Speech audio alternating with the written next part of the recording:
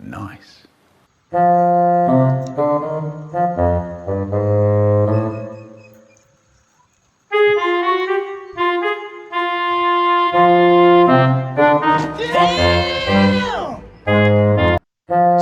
what's up mga idol? Ito naman ang ating panibagong challenge ngayon kung paano natin palutangin yung karayo sa tubig. Lulutang nga ba?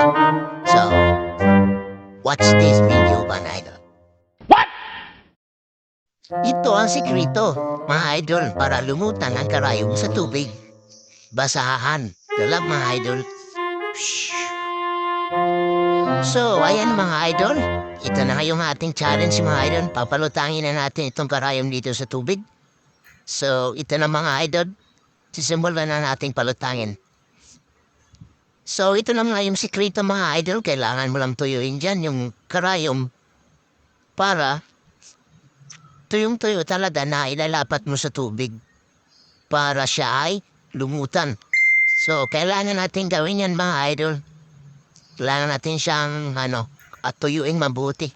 So, ito mga idol, dapat sa gitna yung hawak mga idol para flat yung pantay yung pagkalapat natin sa tubig. Dapat flat na flat yung paglagay mga idol magkabilaan para siya ay lulutang. So, ayan mga idol, na palutangan natin yung ating karayom na inilagay sa tubig, no? So, ayan. Sabi nga nila hindi daw lulutang. So, napalutang natin mga idol. So, ayan. Lumutang nga. Kasi sila nag-try hindi nga lumutang. So, ngayon ay napalutang natin. Nakuha natin yung technique para lumutang. So, ayan ko siya ng walang, hindi natin napunasan.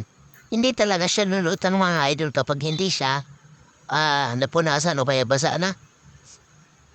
So, kaya kahit anong subo kung mga idol, o ang hindi mo siya pinunasan, talaga hindi siya lulutang. So, pupunasan ko ulit yan mga idol para mapalutang ulit. So, ayan. Pupunasan ko lang ulit yan at papalutangin na ulit. So, ayan. Atin na punasan ulit.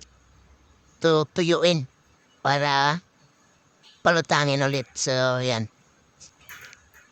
Katulad din kanina mga idol, sabi nga nila yung barko nga lumutang ni karayom ba kaya? So, yun mga idol, no? Grabe. So, ayan, papalutangin ko nga ulit mga idol kung lulutang pa. Yan, itinoy natin sa basahan, no? So, ayan, papalutangin natin ulit. So, ayan yung mga idol, napakasimple. Lumutang na ulit yung ating karayom sa tubig. So, ayan. Sana ay may natutunan din kayo mga idol. Pwede nyo itong gayahin mga idol sa yung mga bahay-bahay. Pero yung mga bata, wag mo na. Kasi delikado rin itong karayom na paglaruan ng mga bata na. So, yun lang mga idol. Thank you for watching mga idol.